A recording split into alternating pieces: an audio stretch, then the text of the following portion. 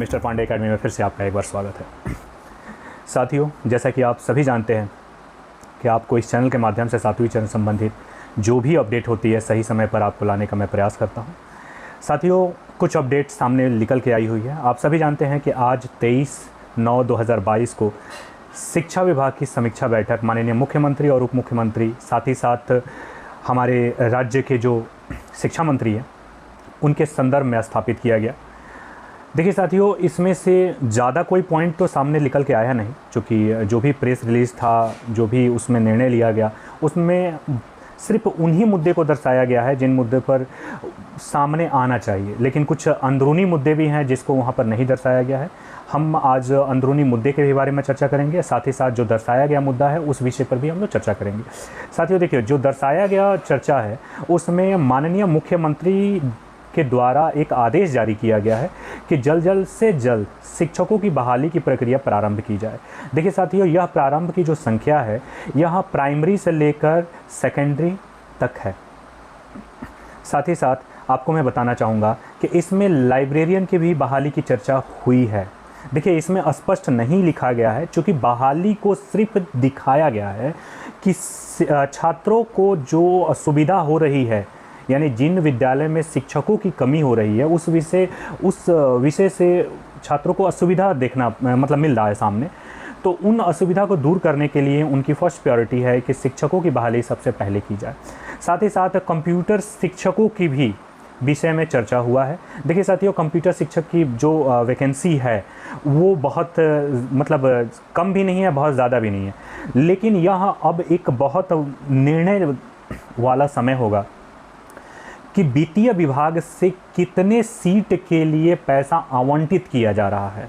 साथियों देखिए, बहाली की प्रक्रिया हम सभी जानते हैं कि बहाली हमारे पास 2 लाख के करीब में है, लेकिन वित्तीय विभाग कितने पैसे देना चाहती है शिक्षा विभाग को कि उसमें कितने शिक्षक की बहाली हो जाए, यह वित्तीय विभाग के ऊपर डिपेंड करता है। तो वित्तीय विभाग के आप सभी जानते हैं कि माननीय मुख्यमंत्री, हमारे पहले के शिक्षा मंत्री माननीय विजय कुमार चौधरी जी हैं, वो भी आज मौजूद थे।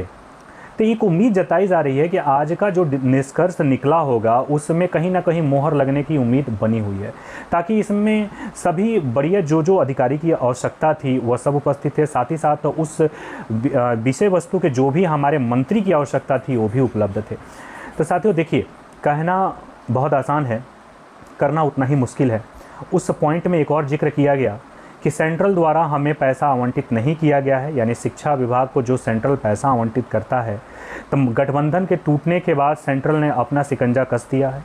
और इसको देखते हुए राज्य भी बहुत ज़्यादा नर्वस है कि आखिर हम आवंटन करेंगे तो फिर पैसा भी हमें देना पड़ेगा।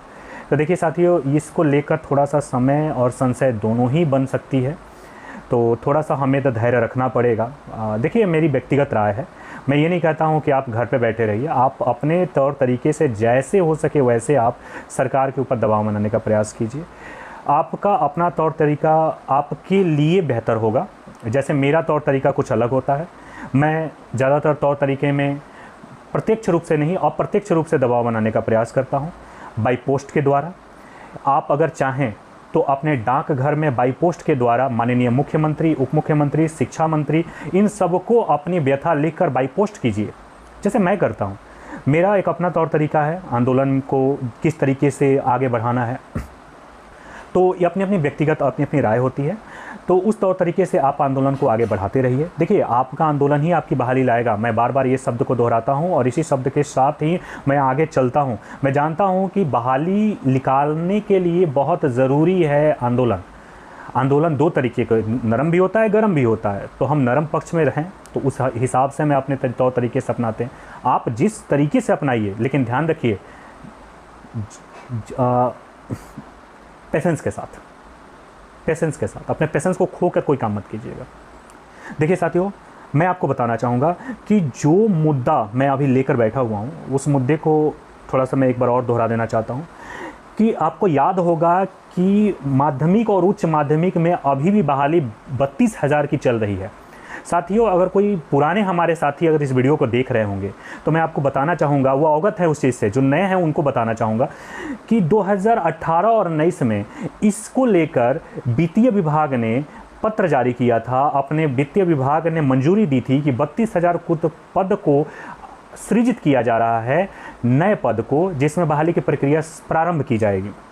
ध्यान देने योग्य बात है, उस समय एस्टेट हुआ था, जो पहला एस्टेट हुआ था फिर कैंसिल हुआ, दूसरा एस्टेट हुआ, दूसरा एस्टेट का रिजल्ट आया। अभ्यर्थियों की मांग थी क्या चीज़ कि जो एस्टेट का जितना बना हुआ है सीटों की संख्या, साथ ही साथ जो आवंटन सीट है उन सबको जोड़कर एक साथ बहाली की प्रक्रिया संपन्न कराई जाए। लेकिन विभाग अपने तौर तरीके से ही चलेगा, हमारी मांग करना हमारा कर्तव्य है। उस मांग में कितना जायज़ मांग है यह विभाग और मंत्री तय करते हैं। चूँकि आप सभी जानते हैं शिकंजा उन सब के पास है, हम सिर्फ अपना प्रयत्न कर सकते हैं, प्रयास कर सकते हैं, इसमें कोई कोताही नहीं कर सकते हैं।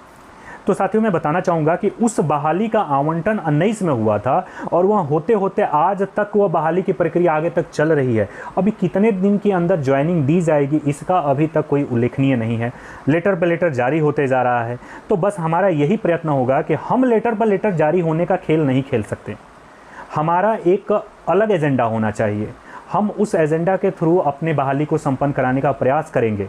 देखिए साथियों, जिस तरीके से हो, आज पॉजिटिव न्यूज़ है हम सभी के लिए। यह सब कहीं ना कहीं आप सब का देन है, आप सब की लड़ाई का देन है, आप सब का योगदान का देन है, वह गर्दनी बाग में प्रदर्शनकारियों का देन है, उन साथियों का देन है ना जिन्होंने अपने बदन पर लाठियाँ खाई, खून बहाई, उन सब साथियों का देन है कि आज माननीय मुख्यमंत्री मजबूर होकर समीक्षा बैठक शिक्षा विभाग का उन्होंने करवाया। उनका भी उद्देश्य नहीं था, उनका उद्देश्य ये नहीं था कि आज समीक्षा बैठक हो, लेकिन ये मजबूरन समीक्षा बैठक कराया गया कि अगर हमें आगे की प्लानिंग, वो अपनी आगे की प्लानिंग कर रहे हैं कि हमें आगे की प्लानिंग अगर सेंट्रल में जाना होगा तो स्टेट को मजबूत करना हमारी फर्स्ट प्रायोरिटी होगी। जैसे आपके द्वारा, हमारे द्वारा और अन्य साथियों के द्वारा बार बार इस मांग को दोहराया जा रहा था कि जब एक राज्य आप नहीं संभाल सकते हैं तो देश क्या संभालेंगे। कहीं ना कहीं उस दाग को सफ़ेद करने का प्रयास इसमें किया गया है और हम सभी इससे बिल्कुल संतुष्ट हैं कि हमारी प्रक्रिया आगे बढ़ चुकी है और बिल्कुल इसमें संदेह वाली कोई बात नहीं है। देखिए, थोड़ा देर तो होगा साथियों, लेकिन हमें अपना प्रयत्न नहीं छोड़ना है, हमें अपना प्रयत्न किसी भी कीमत में नहीं छोड़ना है। हम अगर अपना प्रयत्न छोड़ दिए तो हम अपने बहाली को छोड़ देंगे। देखिए, ये हमारे लिए गुड न्यूज़ है और बी पॉजिटिव। मैं ये कहता हूँ कि 99% नहीं होने का चांस हो, लेकिन 1% अगर होने का चांस है तो उम्मीद छोड़िए मत, बिल्कुल उम्मीद मत छोड़िए। आपका उम्मीद ही आपका नौकरी है। जिस दिन उम्मीद छूट गई, नौकरी छूट गया। तो इसलिए मैं साथियों आप सबसे आग्रह करूंगा कि पॉजिटिव रहिए, संघर्षशील रहिए, कर्तव्यशील रहिए और जिस तरीके से हो उस तरीके से सरकार पर दबाव बनाने का प्रयास कीजिए। मेरे भी तौर तरीकों को आप अपना सकते हैं, जिस तरीके से मैं अपने तौर तरीके से कार्य को सफल बनाने का प्रयास करता हूं, आप भी अपना सकते हैं। ज़्यादा कुछ होने वाला नहीं है, महीना में खूब से खूब लगेगा तो 100, 200, 400, 500 लगेगा, लेकिन उसमें हम सफलता का एक मूल मंत्र तो छुपा रहेगा। जितना ज़्यादा पोस्ट जाएगा उतना ज़्यादा टेंशन बढ़ेगा, जितना ज़्यादा संख्या होगी गर्दनी बाग में, पटना में, उतना ही टेंशन बढ़ेगा। कहीं ना कहीं सरकार को यह चिंता का विषय बन चुका है कि हमें बहाली जल्द से जल्द लाना होगा, अन्यथा अभ्यर्थी और उग्र होते रहेंगे दिन प्रतिदिन। इन तमाम अपडेट के साथ मैं आप सबके समक्ष उपस्थित था। बने रहिए मिस्टर पांडे एकेडमी के साथ। मिलते हैं फिर नेक्स्ट अपडेट के साथ। 7वें चरण संबंधित कोई भी विशेष जानकारी होगी मैं आप सबको तुरंत पहुंचाने का प्रयास करूंगा। तब तक जय हिंद।